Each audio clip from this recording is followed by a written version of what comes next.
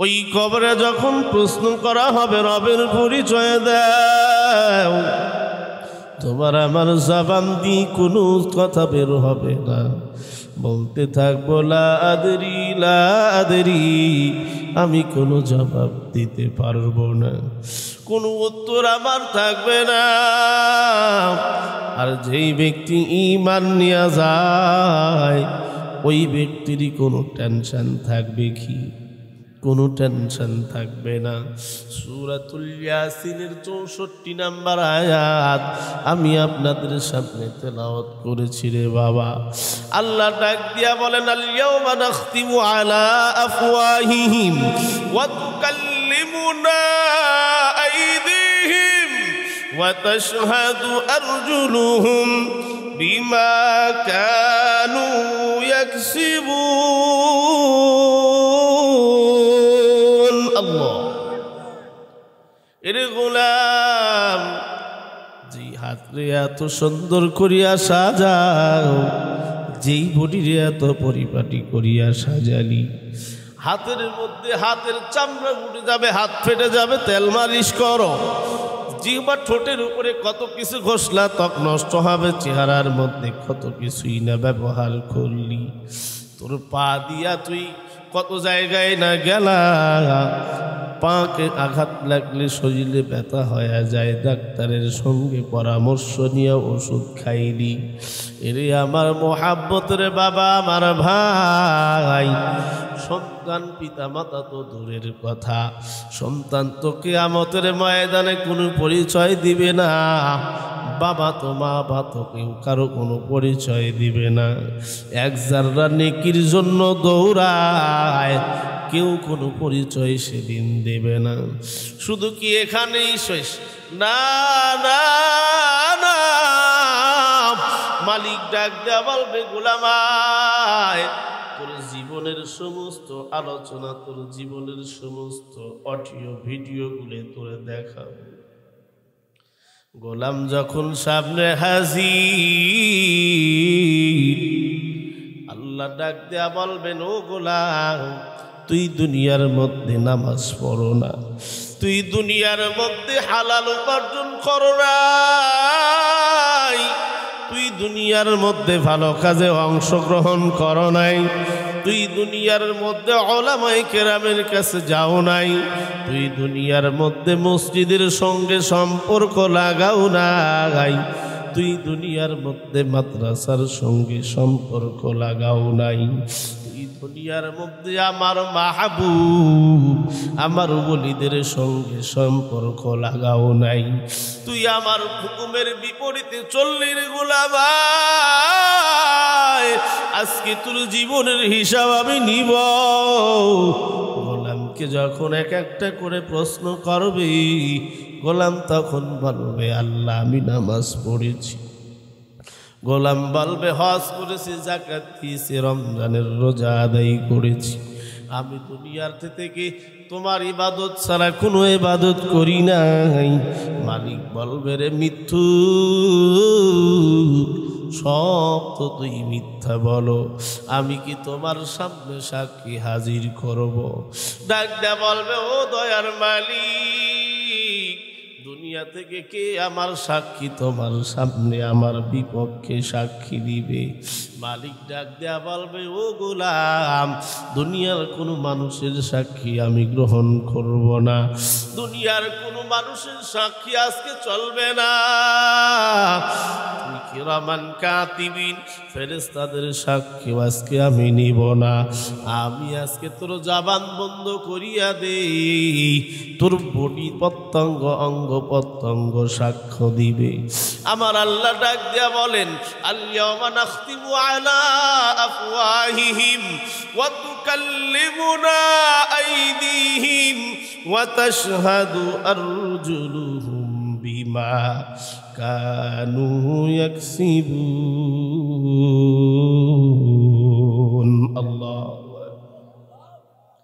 জবানে আল্লাহ মোহর মেরে দিবেন, জবান বন্ধ হয়ে যাবে। মুমিন, তোমার আমার জবান বন্ধ হয়ে যাবে।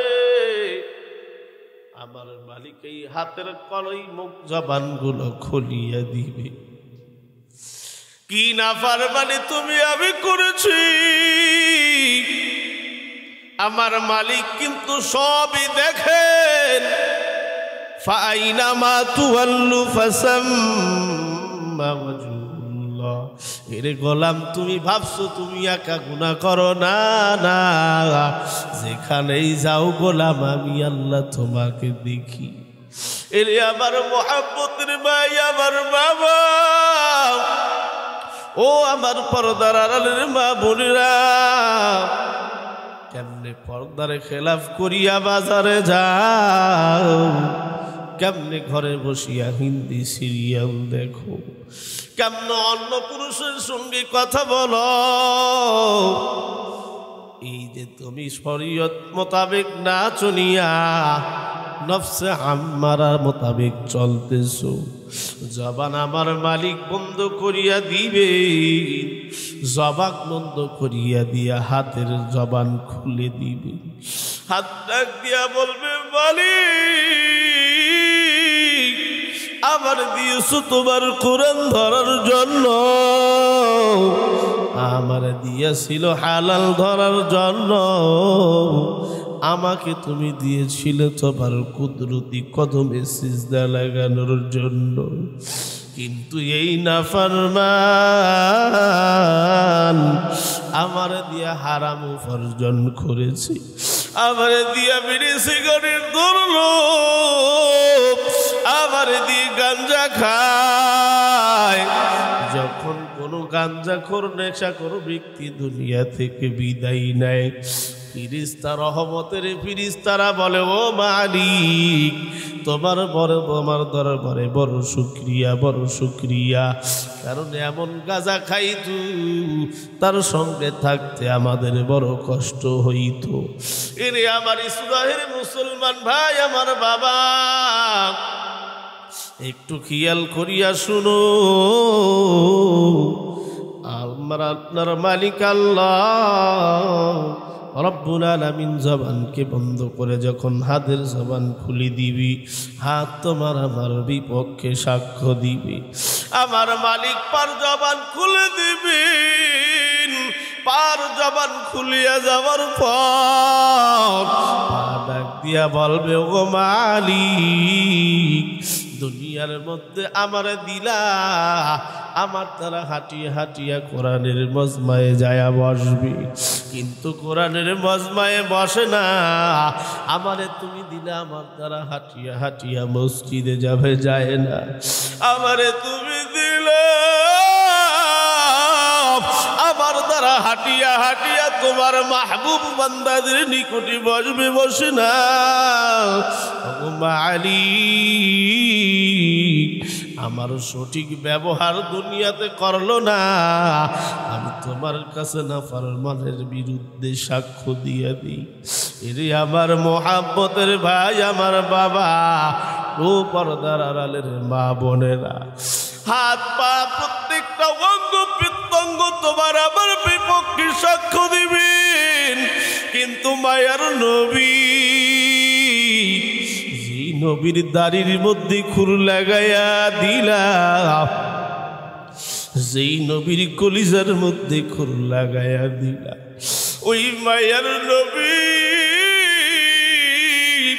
মাকামে মাহমুদের নিকটে সিজদায় পড়ে কাঁদবেন।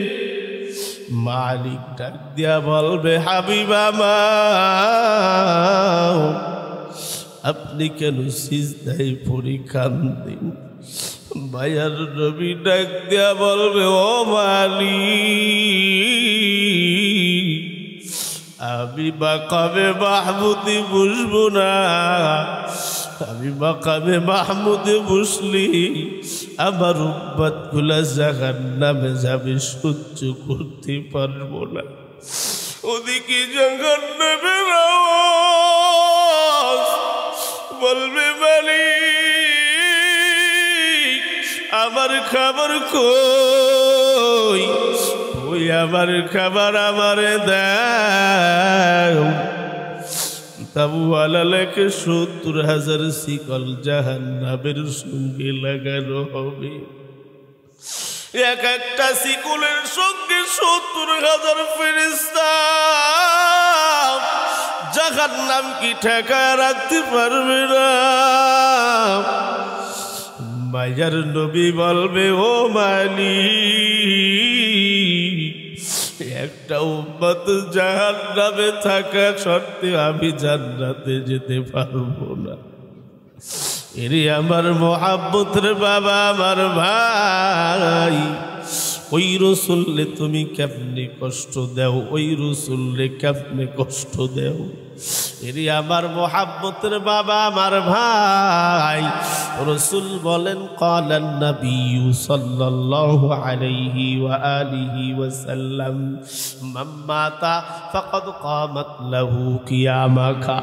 যে ব্যক্তি ঈমান ছাড়া আমল ছাড়া কবরে যাবে, মায়ার নবী আমার বলেন, যখন রূহটা তার শরীর থেকে বের করা হবে, ওই ব্যক্তির তখন থেকে কিয়ামত শুরু হয়ে যাবে। জাহান্নামের আগুন কবরের মধ্যে দাও দাও করে জ্বলতে থাকবে। মায়ার নবী বয়ান করে, মুসলমান, এই বেঈমান জানাজা দিয়া যখন কবরে রাখবে, মায়ার নবী ডাক দিয়া বলে, ও আমার সাহাবীরা, ওই কবরের মধ্যে যখন রাখা হবে, প্রথমে রবের পরিচয়, ধর্মের পরিচয়, রাসূলুল্লাহর পরিচয়, এই তিনটা প্রশ্নের কবরের মাটি এমন জোরে চাপ মারবে, মায়ার নবী হাতের আঙ্গুল দিয়া দেখায়, এক হাতের আঙ্গুল অন্য হাতের মধ্যে ঢুকলে যেমন ঢুকিয়া যায়, যেমন ভাবে অ্যাডজাস্ট হয়ে যায়, ওই রকম এক পার্শ্বের মাটি অন্য পার্শ্বের মাটি এমনি ভাবে চাপ দিবি। মায়ের নবী বলেন, এমন ভাবে চাপ দিবি, শরীরে এক পার্শ্বের হাড় অন্য পার্শ্বের হাড়ের মধ্যে ঢুকে যাবে। এ বাবা, সহ্য করতে পারবো না। দুনিয়ার মধ্যে যদি গরম খালে বিদ্যুৎ 5 মিনিট না থাকে, গরম সহ্য হয় না। এরে বাবা, শীতের দিন যদি তোমার আমার ঘরে ল্যাপ কম্বল না থাকে, ঘুমে ধরে না।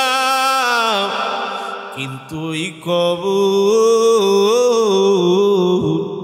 যেই কবরের কোনো বিছানা নাই, যেই কবরের কোনো জানালা নাই, যেই কবরের কোনো দরওয়াজা নাই, ওই কবরে তুমি আমি কেমনে থাকবে একটু চিন্তা করিয়া দেখো।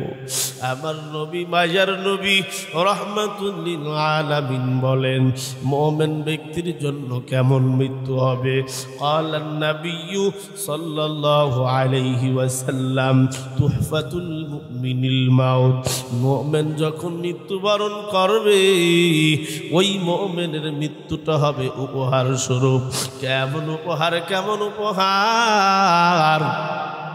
মায়ার নবী বলে, সন্তান যেমন দুধ পান করতে করতে ঘুমায়া যায়, একজন মুমিন বান্দার নিকটে যখন আজরাইল হাজির হয়ে যাবে, ওই মুমিন বান্দার চেহারার সামনে জান্নাতের সেই হুরগুলা জান্নাতি পোশাক লইয়ে দাঁড়াবে আর বলবে, আহলান সাহলান মারহাবান, আসো আসো আসো, মৃত্যু হইতে দেরি হবে, জান্নাতে স্বাগত দিয়া কবরকে জান্নাত বানাইতে দেরি হবে না। সুবহানাল্লাহ।